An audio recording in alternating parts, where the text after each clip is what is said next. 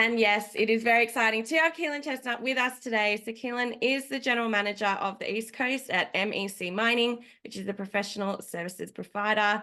So today, is going to be a lot of fun, very different format. We'll be sitting down for a chat, chatting about her journey, going from an exploration geologist to the commercial side of the sector, as well as chatting about what she sees as some of the major challenges in accessing capital, what we might do differently to position projects for success, and some of the new trends in exploration and recent success stories. So this is going to be heaps of fun. I've got just a handful of questions and then we'll be opening up the floor for everyone else.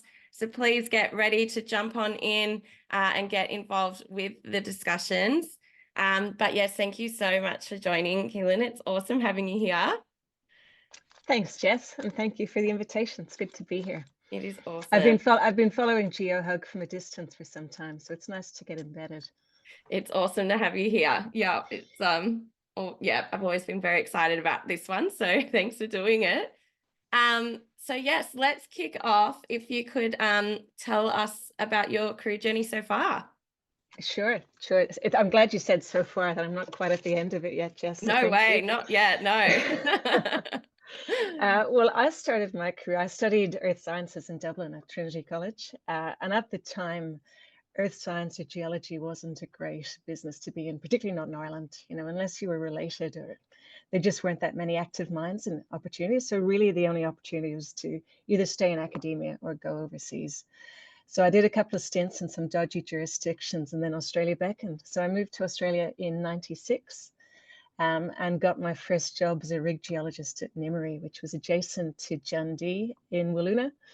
It was a bit of a shock to the system. I think it was an accident that I ended up there. I think my name was spelt wrong and they were expecting Colin, but I got there, whatever gets your foot in the door, as they say. So the career was kind of really kicked off in Australia. Moved then from west to east and joined the coal industry, stepped into petroleum. And then I suppose, having had a few years as exploration manager in different commodities, kind of jumped ship and moved sideways into commercial and business development. So initially in coal, a commodity that I knew, and then stepping beyond that into copper, nickel. Worked with a number of the majors, Xstrata, BHP, Anglo government, and worked with some of the juniors too. So I've had a good kind of array of experience. That's amazing. What made you want to become a geologist in the first place? It was actually an accident. So I was going to study zoology. I had my heart set on kind of studying animals and following David Attenborough's footsteps, and they misheard me when I booked in. So geology kind of came out. It was a bit of a shock, but I got to travel. So I got to step out from behind a desk, so it seemed appealing. But it was a fluke. Right place, right time. Yeah, I don't know, is that a good story? That's a great story. I love that geology story. The accidental geologist is so good. That's right. So how exactly did you transition from geology to commercial? I think a few things were at play. I mean, firstly, there was a fundamental flaw in my geology career, which was that I just wasn't that good a geologist. You need to be. I doubt that. I think you need to be really good at something to succeed in your career, whatever that might be. And for me, it certainly wasn't being on the tools. I was, I suppose I was maybe late 20s, early 30s. I was building resource models. And I remember thinking, this is a job that was great when my kids were little, but it wasn't something I wanted to do for the next 30 years of my life. And I was kind of surrounding myself with people who were much smarter than me. So, I think I did some thinking as to, well, what is it that I can be good at? And I think people and building rapport with people and building relationships was something that I did fairly naturally and enjoyed.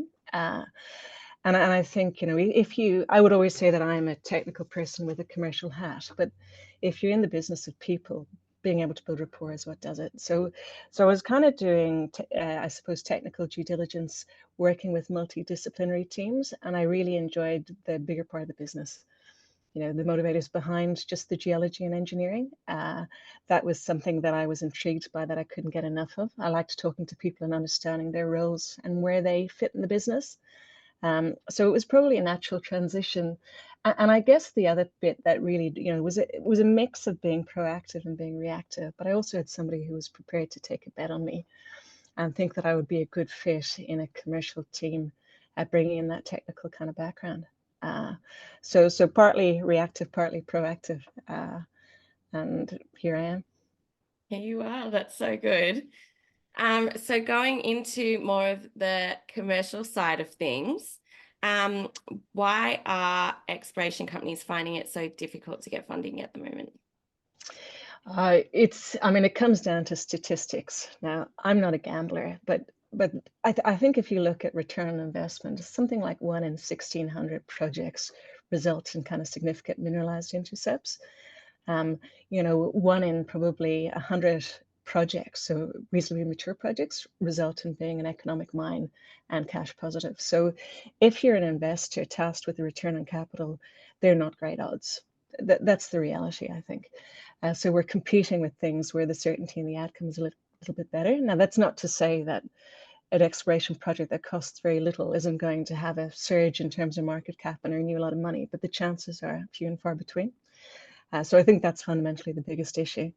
And then it's the timing to get those projects to market. So from exploration to project development takes on average about 17 to 20 years or so. So, Oh. And I think the other thing that if you look at the whole plethora of decision makers, whether they're private equity, investment funds, whether they're a CEO at a kind of major mining company, they're incentivized by KPIs, which are motivated on the basis of return on capital. They're motivated on the ability to reduce risk. So given those motivations, it's very, very difficult to justify a significant expenditure, I suppose, sink into the exploration play. And I think too, the other challenge that we're seeing is the last decade, we're not seeing a great correlation between exploration and discovery, which we can talk about in detail. Yeah. Do you think there's a correlation between exploration spending and discovery? There used to be. If you look at the statistics 10 years ago, there used to be. We used to discover probably 10 gold deposits, significant gold deposits per annum. Discovery would kind of follow exploration expenditure, and you could track it. Might have been a lag between, but you could certainly track expenditure versus discovery. The last decade, that hasn't been the case. We've seen exploration boom in periods of time, but we haven't seen the discovery to result off the back of that.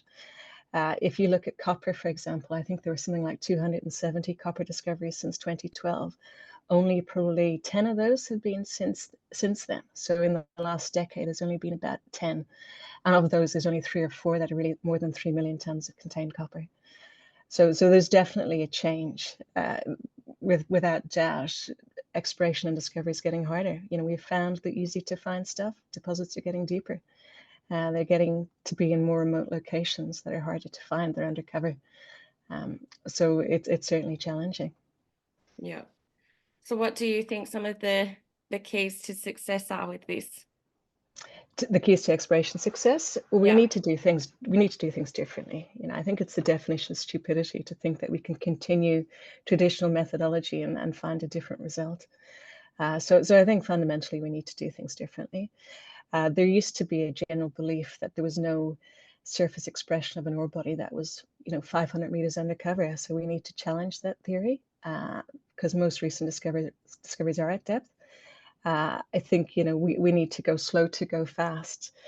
Exploration has always been about reducing the search space. You can be the best geologist or the best explorer, but you're not looking in the right ground. The likelihood of success is very, very low. So I think we need to look at what's in the toolkit. My old boss at BHP would always talk about the toolkit. You have in your toolkit all these kind of technical tools: geophysics, geochemist, based analysis, mineral systems, architecture. Look at each one of those. But then the big thing that we're seeing lately is more so trends in AI. And again, AI is probably something that's really taken off in the last 4 or 5 years. But and I think for a long time there were a lot of skeptics. People didn't believe that AI exploration would replace good geologists. They didn't believe that it would bring you to an answer that was any different to what a geologist's brain might do. There was a real pushback against armchair geologists, that they would never be as good as somebody armed with a geological hammer in the field. But I think now those skeptics are shifting because there have been some good stories. It was interesting. I was at Indaba in Cape Town last week, and I caught up with Josh Goldman, who's the founder of Cobalt. And I was asking, what is your success rate? If you look at your drilling programs, what's your hit rate? Because if we're looking at Richard Shoddy's numbers of 1 in 1,600, what are yours? And he was saying it's about 2 in 10. I mean, those odds are much, much more attractive if you're looking at sinking money and investment. Yeah. So what are some of the key trends that you see happening in technology? I think AI, I think if you look at exploration over the years, there's probably been 3 or 4 exploration booms. You've had something like the Industrial Revolution. You've had, I suppose, the advent of geophysics, geological modeling. We're in this kind of new phase, which is really driven by data. So it's all around leveraging existing data sets and how you maximize and optimize those uses. And it's really in terms of accelerating our understanding of particular systems. So I think everybody, all the big major companies are now partnering. The challenge is that there are a lot of horses in that race. So picking a winner in terms of AI, AI on its own is not going to deliver the results. You really need to marry good geoscience with good data science to unlock the best of both. I think most of the majors now are partnering with, and there are a number of people doing it, and they're doing it very, very well. And the ability of a computer to layer levels of data on top of each other and come up with a result much sooner and much more efficiently. It's really about reducing the uncertainty and quantifying that uncertainty in exploration. Yeah. Yeah. So what would you consider or suggest doing differently for investor support?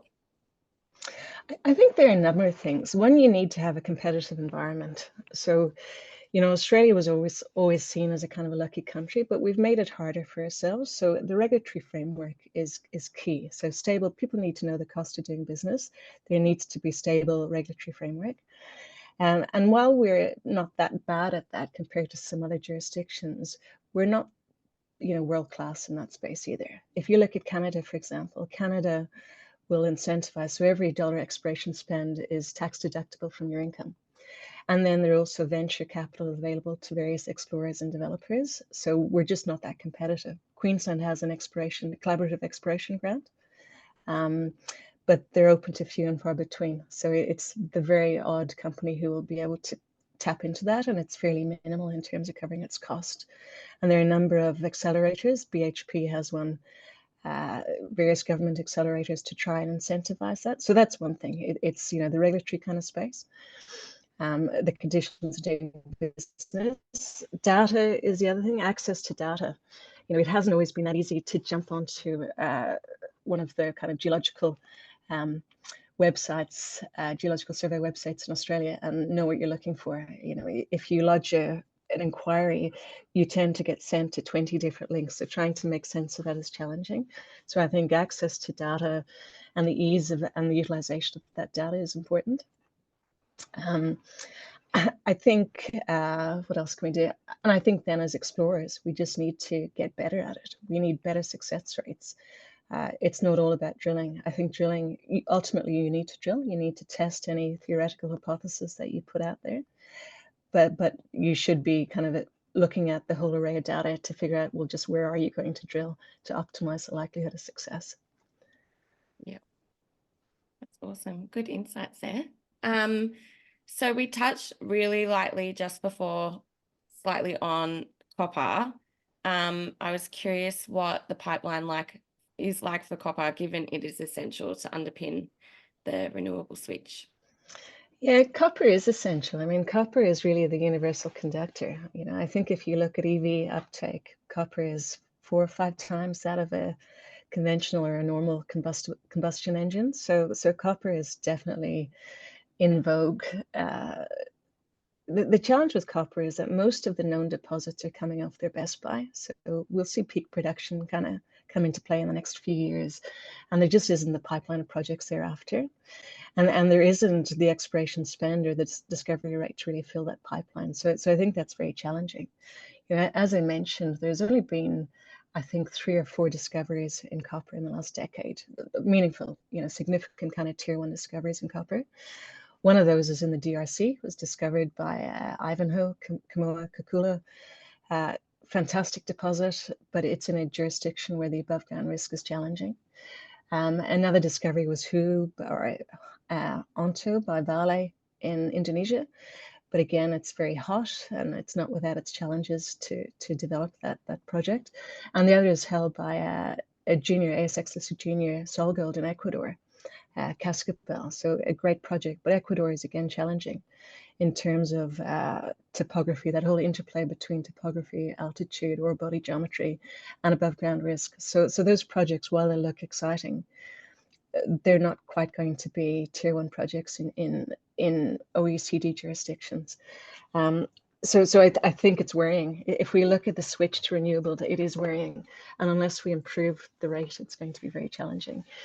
What has been exciting, I think, in the last week, well, the last probably year, if you've been following it closely, but is a recent discovery in Zambia, probably the largest discovery in Zambia in over a century. And Zambia was a jurisdiction that was probably considered to be past its best by. It was a long-producing, long-standing jurisdiction. With the benefits of AI, they've now discovered the Mingomba, if I'm saying that properly, which is what used to be called the Lubambe extension. And it's a stratiform said-hosted deposit at depth. So it starts at about 1,100 meters depth. But that looks huge. At its core, it's about 5% copper grade. Across the deposits, it's about 3.7, I think. So that's phenomenal. And for people who said we weren't going to make new tier 1 discoveries, take that. I love it. So apart from those ones that you've touched on, do you have any other exciting news to share in terms of discoveries or jurisdictions that you'd recommend? I think coming from Cape Town, there's a lot of excitement around sub-Saharan Africa. We've, in terms of our kind of hunt for copper, I suppose we've been biased towards the Andean arc and porphyry copper. That's what we like. That's what we know. Said-hosted copper is kind of coming into its own. I definitely think sub-Saharan Africa, if you look at Botswana, the Kalahari Copper Belt, good stories come out of Zambia, but they will be deeper.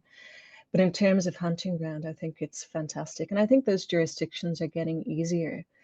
DRC, for example, is the biggest copper producer in Africa. DRC, not everybody had an appetite for DRC, but I think it's improving in terms of personal security, in terms of, again, regulation. It's getting easier. Zambia has long been an attractive jurisdiction. Botswana is coming into play. We saw that Comicad deal last year. That's kind of brought in, I suppose, renewed interest in Botswana. They are smaller, pottier deposits, so this will be the difference. Mining massive porphyry coppers is going to probably be less the case in the future, and we'll be looking at smaller deposits that hopefully you can, I suppose, consolidate and unlock scale that way.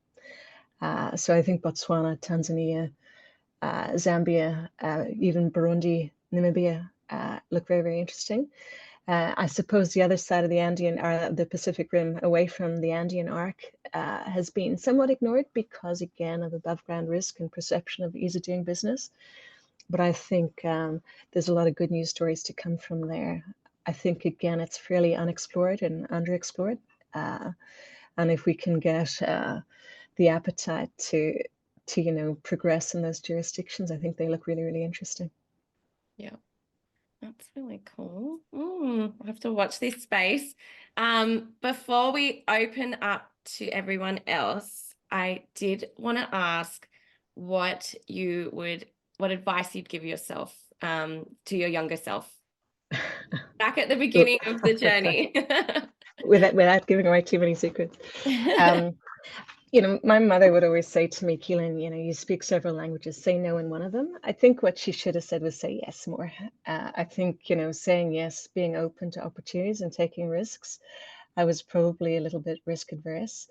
I didn't always jump into position. If I had, I suppose, that inner critic that we all have, I think females probably have it even louder. I think, ignoring that to a certain extent. I mean, it's there as as a self-preservation mode, I suppose, but ignoring that, taking on jobs that I felt were beyond me or above me, or that I wasn't competent or qualified to do. I think putting your hand up more, certainly that's something. I think travel more. This industry, I mean, we know that it's volatile, it's unpredictable. The one thing you can predict, I suppose, is the volatility. So how do you cycle proof your career? I've been through a number of down cycles in this industry. How do you cycle proof your career? To me, you do it by getting multiple jurisdictions under your belt and multiple commodities. I have French and Irish and English. I wish I'd picked up Spanish and Portuguese. I tried in later life to pick them up in Duolingo. Not nearly as easy, but I think, So hard. for opportunity, that's certainly something that I would do. I think if you look at education and postgraduate education, a lot of people will go on they finish geology degrees and they might go and do a master's in mineral economics or some very academic part of geology or geometallurgy or something. I think, to me, do something that's going to broaden your outlook, not consolidate it. So whether that's an MBA or whether that's something a little bit different, unless you want to stay in academia. But I think, probably doing some study that opened my eyes. I know when I made the move into the commercial space, I did it the hard way. I didn't have an MBA. I spent a lot of time Googling various acronyms and learning out how to play with financial models. And it took me a lot longer than it might have otherwise. So I think, building that kind of commercial stuff, ultimately as geologists, we're the eternal optimists, but having to, that commercial overlay is so important to how we succeed in this business. So I think, for anybody, I would say do that and do it earlier if you can. Grasp those things that are essential in business. Yeah. Yeah. So even if you're not having desire to go into the commercial space, would you still recommend sort of getting across those sorts of? Yeah, absolutely. I think, if you're going to be a leader, I mean, if you're going to be a head of geology or geosciences or exploration in a big company, you need business sense. You need general leadership kind of skills. You need to be able to talk to boards and talk to C-suite executives, and you need to speak their language. I see so many very, very smart geologists who try to present to a board of that, but they fail because they miss the audience. They don't understand the drivers of the business. So I think for everybody to progress their career, that's essential, I would say. Yeah, this is awesome. I've loved all this chat so far, but I am going to open it up the floor now. One has come through the chat. What's your comments on the USA closing its smelters and refineries and relying on China to process its concentrates and supply? It's, whether it's the USA or whether it's a big mining company, we tend to be focused on the kind of upstream to concentrated phase. I think it's a little bit short-sighted. The Western game is always very different to the Chinese game. The Chinese take a long-term view of the world and they look at the full picture and the full supply chain. And to me, that makes sense. The short-term view, I think, particularly in the current political climate, I think is a mistake. And I suspect that they'll come back to regret that decision. I was lucky enough to go to the US Department of Defense on a mission for Australia a couple of years ago. They were very, very concerned there about the supply of critical minerals, in particular rare earths and anything to do with magnets, because it underpins military warheads. And they were looking at all sorts of opportunities to reduce that risk. This seems to go against that. So yeah, I'm not sure the motivation. Yeah. Awesome. Nick. Yeah, hi, Caoilin. Hi, Nick. To pick up on something you said early in your discussion to Jess about the ease of doing business here in Australia. And I was reading a book by Ron Manners, who's a fairly well-known mining entrepreneur over here in Perth, the other day, and I came across a quote, which was that Sir Avi Parbo, who was the head of WMC, said that the first drill hole for Kambalda was sunk on January 28th, 1966, And 19 months later, they had built the mine, built a town, and been producing nickel concentrate for 3 months. So that, and they opened it officially on September 1967.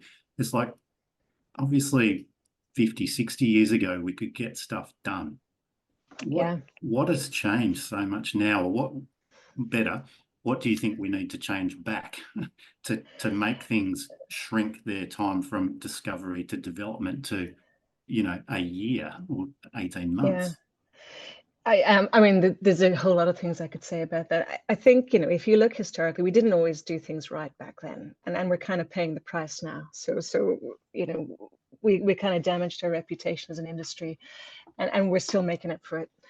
I think, I mean, it's, I suppose mining, there's a war on mining. We've got to kind of build our reputation, and we've got to get it right. We can't kind of go out willy-nilly, build things without, I suppose, sufficient consultation and community interactions and the like. So I don't think that we're ever going to go back to that kind of 3-month type scenario, if only.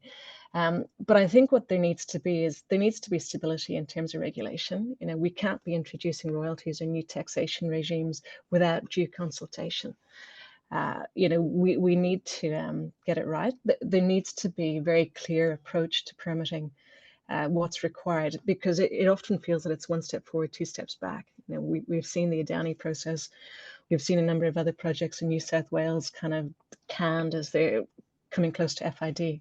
So we can't have that. I think there needs to be clarity and consistency in terms of approvals and permitting. And that's challenging because no 2 projects are the same.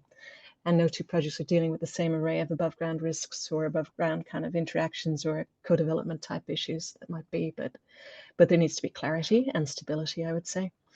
And I think we need to do things better. Community consultation, stakeholder engagement, all of those kind of things. We're getting better at it. Sometimes it's kind of a token gesture, but I think we can do more in that space too. License to operate is everything. Yeah. You don't think we're over-regulated compared to what we were?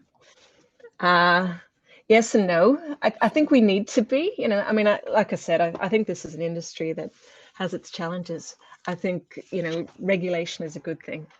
Mining has to coexist with the environment. So regulation is a good thing. I think, whether it's progressive rehabilitation, whether it's recommissioning, all of that stuff is good. I don't think that's a bad thing. I just think it's transparency in those processes. That's the key, Nick. And it's the lack of transparency in some jurisdictions that's confusing. You need to know what you're getting in for. Like any kind of investment that you sink, you need to know the risks up front. It's so removing the element of surprise, I think, is going to be the challenge. Thanks. Thanks, Nick. Have you been in a position before that has been a combination of academic and industry, or are the jobs only either academic or industry?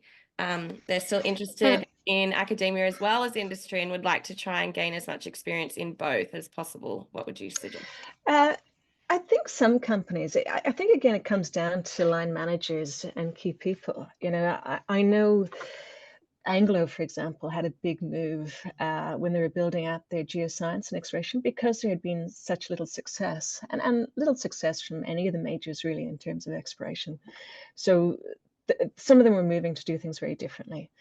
And John Van, for example, who was the global head, I think, of geosciences exploration at Anglo, was very keen to build a team of diverse backgrounds, but largely PhD academics, to enable that ability to do things and look at the world a little bit differently. And he was bringing in, paleobotanists and ecologists and chemists and the likes to try and look at the Earth differently, because we're not just looking at permissive geological systems, but we're looking at all of the things that contribute to the formation of an ore body and all of those sources of data that you can kind of layer up to look at it. So yes, I think some of the big companies definitely have a higher regard for PhD students and academics who bring in a slightly diverse way of thinking. Will you be remunerated for all that study and effort? Possibly not. There are some people who have an aversion to academics because they think that, their ability to apply themselves from a professional perspective or in industry can be a little bit limited. So I think, yes, in short, but look for the right teams who are doing that and who are highly regarding it. And I think the major companies do that quite well. The data in Western Australia, the place has been riddled with drill holes, and that was my experience. And I was drilling. We had 12 rigs going 24 hours a day. Anyway, then later on, I came over to the eastern coast of Australia, Queensland and New South Wales. The contrast is stunning. There are magnetic anomalies that have not even had a rock chip. I was late last year, I went to one of those and picked up an ounce gold rock chip just at surface. The data in eastern Australia is not there. AI is not going to work. Yeah, I think, I mean, if I don't kind of fly the flag for Queensland, I feel I'll be excommunicated. But, I was the Commissioner for Resources Investment for Queensland for a little while. And I do get quite excited about Queensland because I think, as you say, it's completely underexplored and there are areas where just have never had a drill hole sunk in them. I think that Northwest Minerals province looks really exciting. I think, there's another whole side to the Isa Super Basin that hasn't really been tapped. And I think Queensland looks really prospective. I think, your comment in WA, yes, it's data rich, but often we were searching for commodities that are no longer the target. So it's making sense of, we might have been searching for nickel or gold or something, and now we're looking for rare earths or lithium. If you look at Azure, Azure was a nickel project, Andover was a nickel project, and suddenly it's a lithium project. So I think it's kind of reprocessing some of that historical data for the right commodity mix. But I agree with you. I think Queensland's great hunting ground. I think the challenge with Queensland is going to be scale, and it's going to be access to the market. Because a lot of those copper and gold deposits, the small VMS deposits, as standalone, they don't make a great deal of sense. You need consolidation. You need a hub and spoke type concept in terms of infrastructure to really unlock them. I think, there was an announcement, I think just today, or I caught up with Dan Thomas this morning, between Hammer Metals and Carnaby. So I think that, that consolidation, that collaboration is starting to take place. And as soon as you get scale, I think you're going to have a lot more interest from majors and producers.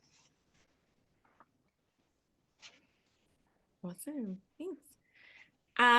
So this is a fun question. Looking the other way around, if a mining or geotechnical engineer is looking to gain a better understanding of geology and its influences on a technical and commercial level in projects, what courses, training, or areas of self-directed learning would you recommend? Do a master's in geology. It's funny. So at MEC Mining, we just ran a geology for non-geologists kind of course for our team, because, well, we can do that. I mean, we certainly, and predominantly MEC is a bunch of mining engineers who don't understand geology. So it was nice to be part of that. In terms of coursework, I mean, any kind of short-term course, while valuable, I think you forget 96% of anything you've heard within 24 hours, 2 weeks. So the value of retaining that information is kind of difficult. I think if you're going to go down that path, go and do a master's in it. Mineral economics is something that might be interesting and valid. But we don't see enough engineers going into geology. We see lots of geos doing kind of masters in engineering and geotech, but we don't see a lot coming back the other way. And there's a shortage of geoscientists. So, understanding geology is fundamentally what you have to build on. I think it's valuable. But in terms of specific courses, I'm not sure. Pure play geology departments are kind of drying up, unfortunately. Much like mining engineering, it tends to be coupled now with earth sciences and enviro and that kind of stuff. So they're harder to find, I think. There are some interesting courses. AusIMM certainly runs some interesting courses. AIG, I think, does some interesting courses. So I would scroll their catalogs and see what's there in that space. Yeah.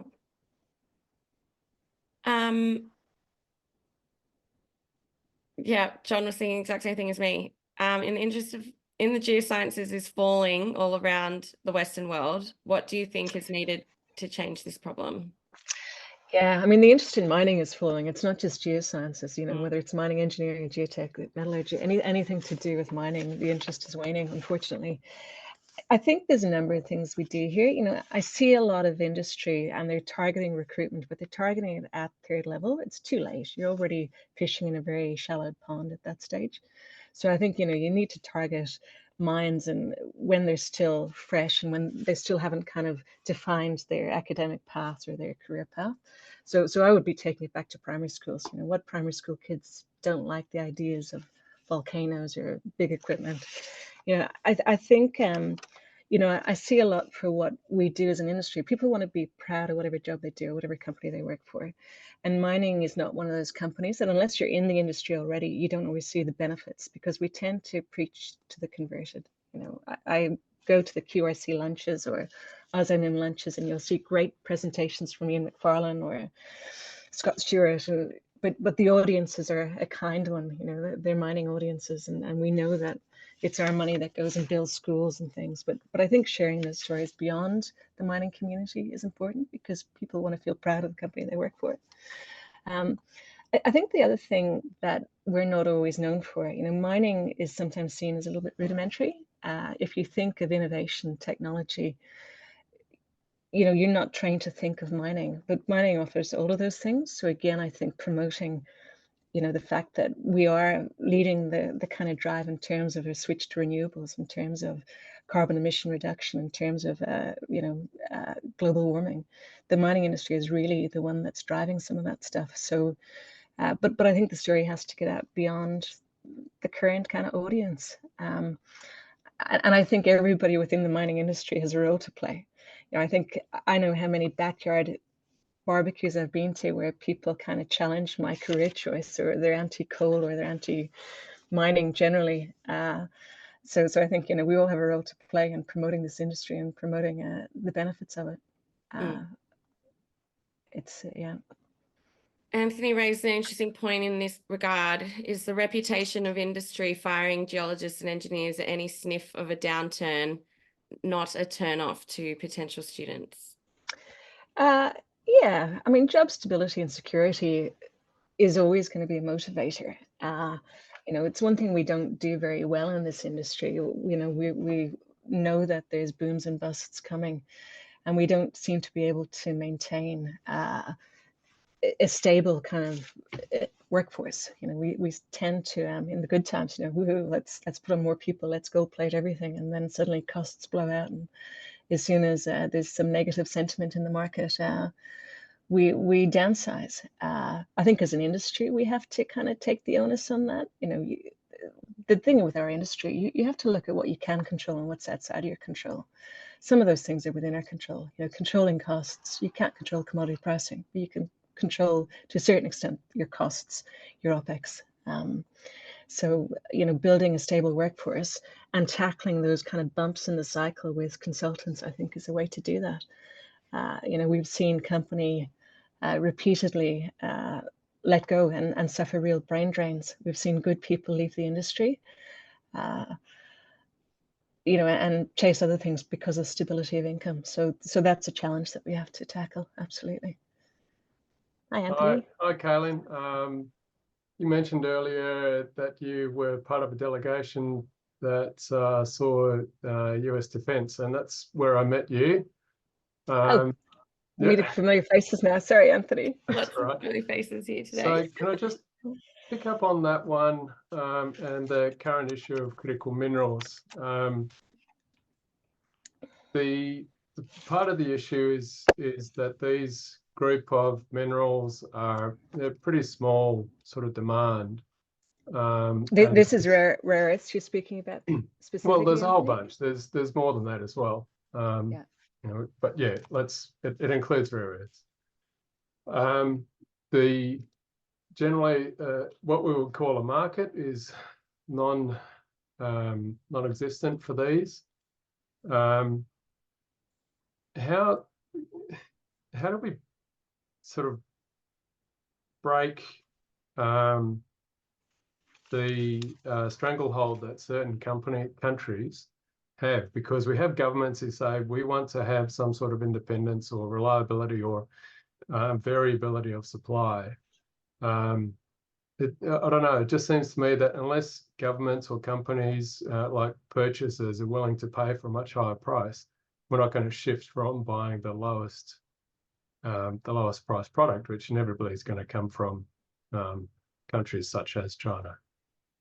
Yeah, I mean, I think, there's a couple of things here. I think when there's a finite supply of these things, so, Australia is fairly well positioned, I think, to compete in that space.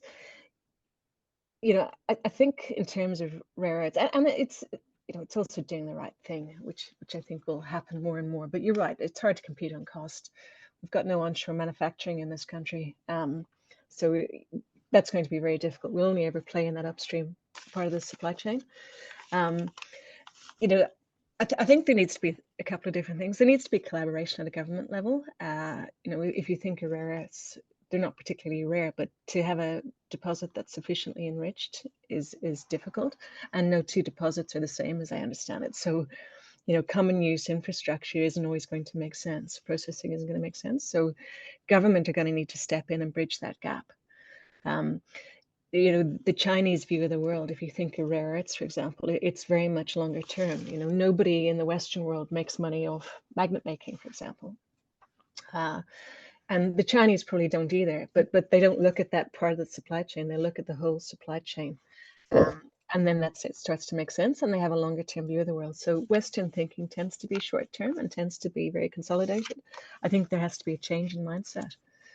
I think we have to do things a little bit differently, and I definitely think we need governments to step in and support those guys, because I kind of look at rare earths, for example, and I compare it to, say, coal projects in the Galilee or Surat Basin. To unlock a basin like that and to justify the sink or the cost of infrastructure and capex to unlock those basins requires so many ducks to be in a row at the same time. We saw it in the Galilee of the Surat. You had one doe in the Surat Basin, you had a few juniors, but really you needed all of those projects to kind of reach FID at the same time to then justify the spend or they needed to be mega projects that could kind of stand alone. I think that's the challenge for rare earths. It's, that cost. It's, and somebody has to step in and bridge the gap, because none of those companies are going to do it single-handedly. So you're going to need collaboration. You're going to need collaboration between the end user and the upstream producer. And we're not always good at that. A similar sort of situation playing out at the moment, but in nickel.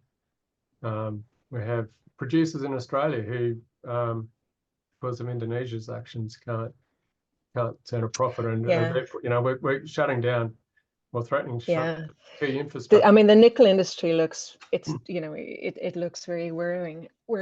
I think if I look at nickel, I still think nickel longer term is going to be okay. I think the overproduction from nickel laterites in Indonesia, I kind of feel that that's a short term adjustment. I do think from an ESG perspective, but not only ESG, but also CapEx, bringing laterite projects on board is expensive. I think West Australian nickel will come again, but I think it's going to take a couple of years. I definitely think sulfides are, they're better grade, they're better suited to end use than laterites do. But I think most of us, hopefully, will move away from it. And I think when times are tough, we have to look at cost. When times are better, we can afford to make decisions that are based on social value and ESG and environmental implications. But in tough times, when we need to kind of tighten the purse strings, some of those values are probably tabled to a certain extent. So do you think there's a role for government assistance for nickel production? To prop up the nickel producers? In the short term, possibly. But I think everybody, even if you look at Indonesian nickel, there's still going to be a huge shortfall in nickel. Even if you're not an EV convert, and you believe that only 20% of the world is going to be driving EV cars, that's still a huge shortage of nickel globally. So in the short term, I think, if you read some of the news about job losses in the West Australian nickel industry, it's certainly worrying. We don't have a lot of expertise in nickel, both processing and exploration. So I think a short-term thing to bridge that gap would be fantastic. Yeah, if we can. But I think the long-term prospects for Australian nickel is quite promising. Just on your comment just before about bridging the gap, what can we as individuals do to help bridge it? To bridge the gap in terms of government support, I think we all need to be more active at that. It's the information. It's the politicians, the decision makers are kind of motivated by the voter.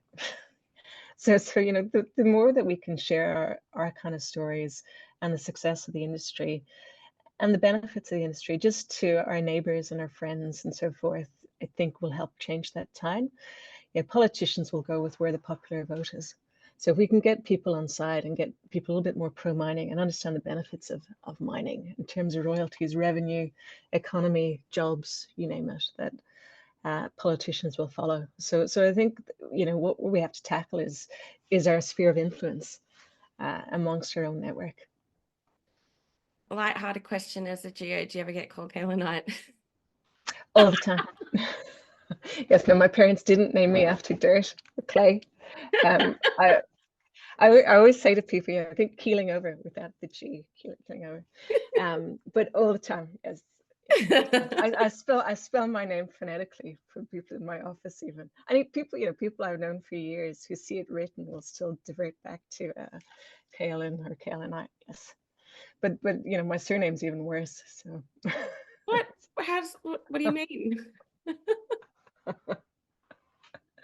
Awful. It's a terrible name to grow up with. Character building, I'm sure. Character building. Is MEC well positioned to support an industry with such challenges?